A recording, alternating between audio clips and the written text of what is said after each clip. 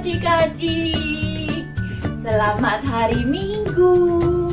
Seneng loh, kita bisa ketemu lagi hari ini.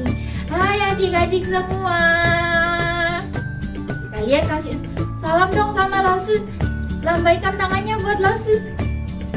Hai. Hari ini kita ketemu lagi, kita mau mendengarkan firman Tuhan. Yeay. Nah, sebelum mendengarkan firman Tuhan, mari kita berdoa dulu ya. Tuhan Yesus yang baik, terima kasih untuk satu hari lagi yang Tuhan berikan buat kami. Tuhan, sebentar lagi kami mau mendengarkan firman Tuhan. Ajar kami sehingga kami boleh mengerti cerita yang Lose sampaikan. Kami boleh belajar dan kami boleh mencintai Tuhan lebih lagi. Terima kasih Tuhan Yesus, hanya di dalam nama-Mu kami berdoa, kami bersyukur. Amin. Nah, hari ini Lose mau bercerita tentang seorang gadis perempuan. Gadis ini adalah seorang pelayan. Kasihan tapi anak-anak, dia itu bekerja jauh dari keluarganya. Keluarganya ada di Israel dan dia bekerja di negara Syria. Jauh anak-anak, dia sendirian di Syria. Kasihan ya, dia kesepian. Tapi dia adalah anak Tuhan yang baik. Dia selalu berdoa sama Tuhan, kalau dia kesepian. Nah, dia di Syria itu bekerja di rumah seorang panglima perang. Kalian tahu nggak panglima perang itu apa? Orang yang memimpin perang. Biasanya dia paling depan untuk memimpin perang. Nah, panglima perang ini namanya Bapak Naaman. Siapa anak-anak namanya? Naaman. Sekali lagi, siapa namanya? Naaman. Ya, Naaman. Nah, Bapak Naaman ini dia adalah seorang panglima perang yang hebat, gagah perkasa, jagoan deh pokoknya. Nah, tapi suatu hari Bapak Naaman itu sakit. Sakitnya sakit parah loh anak-anak. Sakit kusta. Kalian tahu gak sakit kusta itu apa? Semua di kulitnya ini banyak luka-luka. Dan waktu itu gak ada obatnya anak-anak. Kalau ada orang sakit kusta, orang yang sakit kusta itu pasti dijauhin sama semua orang. Orang-orang gak mau deket-deket. Makanya kasihan Bapak Naaman ini. Dia kan adalah orang panglima kan, seorang panglima.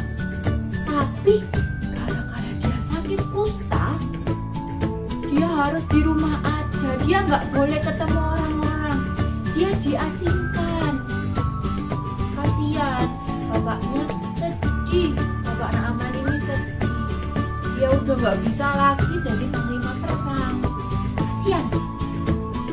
Nah, gadis kecil yang bekerja di rumahnya Bapak Naaman ini, dia itu bilang sama istrinya Naaman, "Ibu, Bapak Naaman itu kan sakit kusta.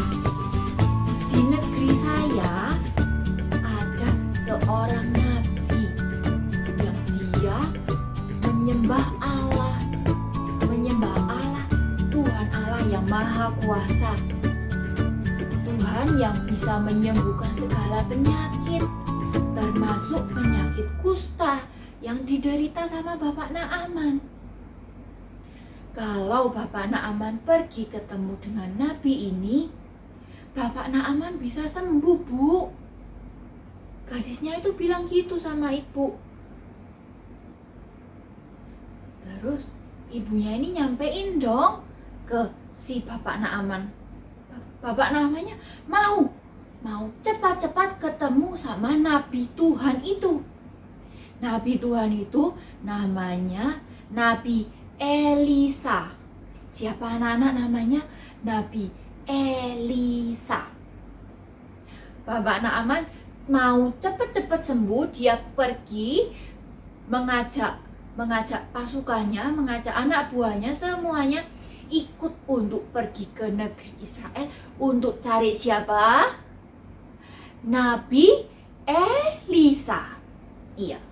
Setelah perjalanan jauh, akhirnya sampai juga di rumahnya Nabi Elisa ini. Bapak Naaman mau ketemu dengan Nabi Elisa, tetapi yang keluar malahan pembantunya Nabi Elisa.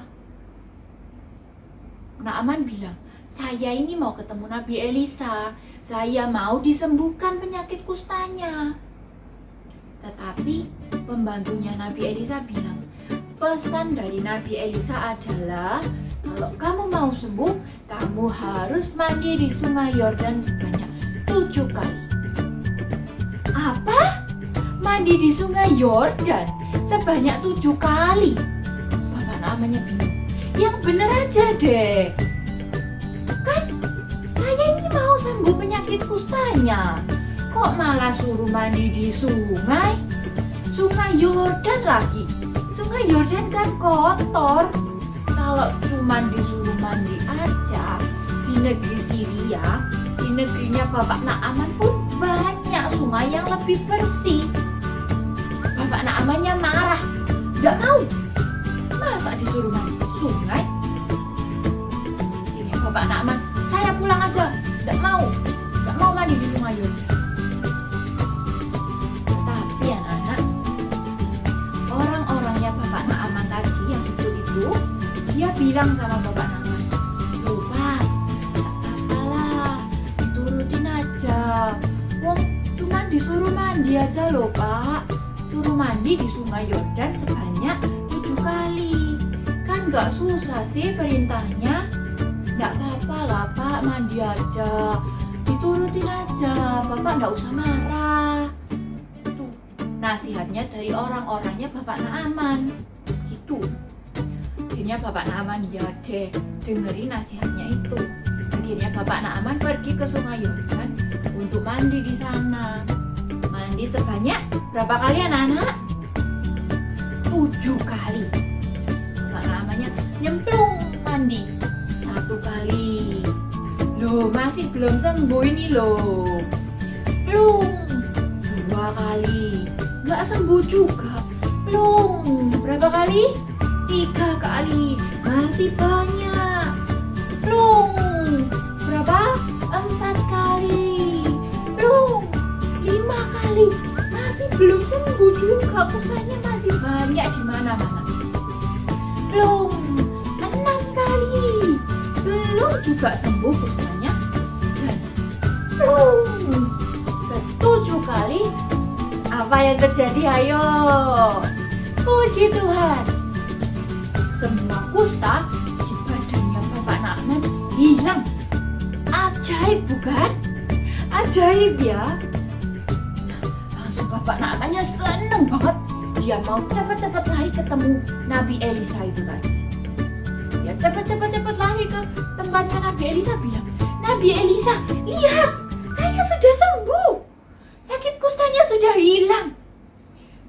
Terima kasih ya Nabi Elisa, kamu sudah menyembuhkan aku. Ini saya kasih kamu hadiah. Ada emas, ada pakaian, ada perak, semuanya yang bagus-bagus Nabi dibuat Nabi Elisa. Bapak namanya menyiapkan kado yang bagus-bagus buat Nabi Elisa sebagai ucapan terima kasih. Tetapi Nabi Elisanya nggak mau nerima kadonya. Nabi Elisa bilang, bukan aku yang menyembuhkan penyakit kustamu, tetapi Tuhan Allah yang Maha Kuasa. Dia yang menyembuhkan penyakit kustamu. Dia yang menyembuhkan penyakit kustanya Bapak Naaman. Ya. Makanya Nabi Elisa bilang, makanya kamu harus bersyukur, berterima kasih sama Tuhan Allah. Bilang terima kasih sama Tuhan, dan mulai sekarang kamu harus menyembah Tuhan Allah. Bukan lagi menyembah patung-patung, bukan lagi menyembah dewa-dewa. Bapak Naamannya percaya dong, karena dia sudah disembuhkan. Iya Nabi Elisa, mulai sekarang saya akan menyembah Tuhan Allah. Gak bakalan lagi, gak mau lagi menyembah patung-patung, dewa-dewa, gak mau. Karena saya percaya Tuhan Allah adalah Tuhan yang hidup, Tuhan yang ajaib. Nah, Bapak Naaman pergi pulang ke negerinya, ke negeri Syria, dan dia di sana membangun mesbah untuk berterima kasih sama Tuhan Allah. Dia bilang sama istrinya betapa ajaib yang dilakukan sama Tuhan Allah. Dan dia juga berterima kasih sama gadis kecil ini yang bilang yang memberitahu dia tentang Tuhan Allah orang Israel yang mampu menyembuhkan penyakit Bapak Naaman. Nah, anak-anak, hari ini kita belajar dari gadis kecil ini ya. Dia itu gadis kecil yang lemah, yang tidak berdaya, yang hanya seorang pelayan loh anak-anak. Tetapi dia mau membagikan cerita tentang Allah yang ajaib itu kepada tuannya. Tuannya yang sebelumnya tidak mengenal Allah, tidak tahu siapa itu Allah Israel yang hebat.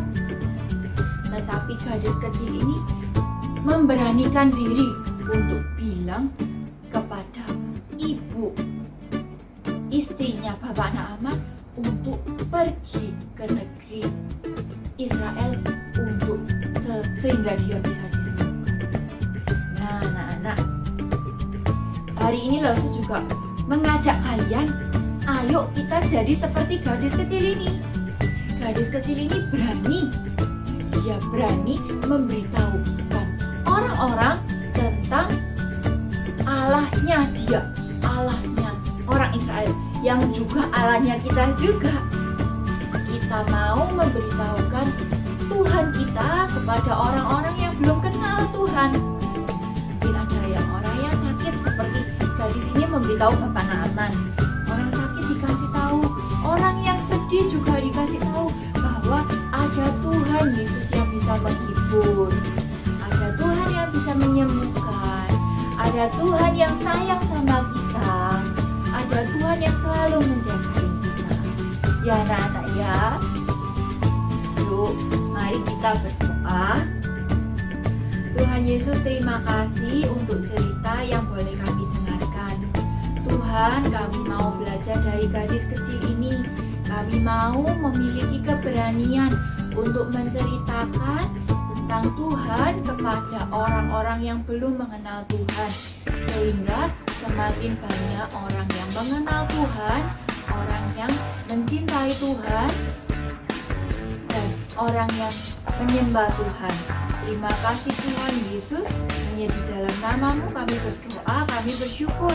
Amin. My time is short. Do not speak of such things. I have led tens of thousands of men to victory in countless battles for Syria. Yet with all my wealth and power, I can do nothing against an unseen enemy that does this. So that I cannot even touch the ones I love.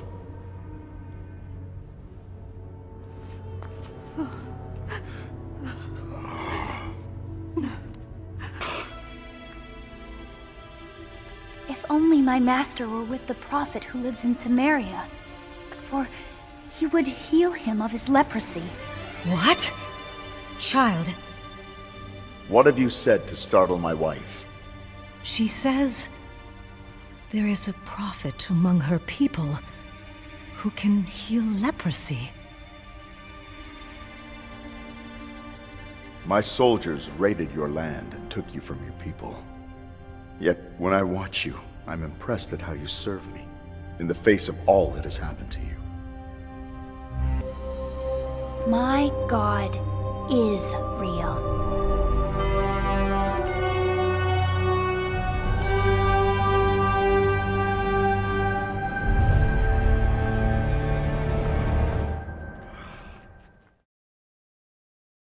I've come far across the mountains, brought gifts to his king, yet he refuses to come out and even speak to me himself.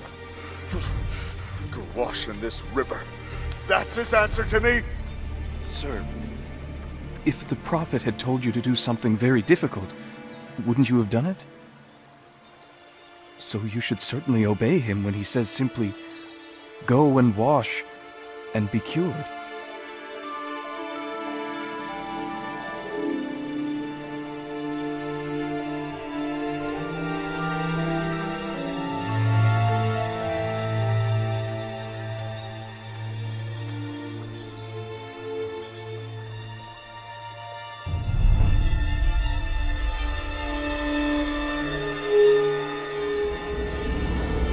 My God is real.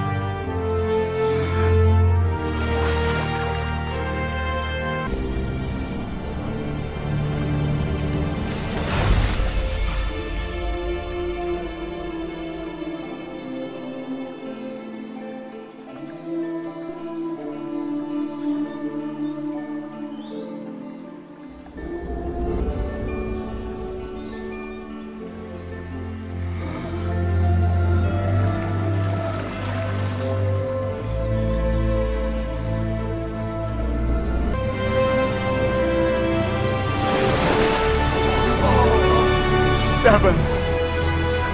Thank you.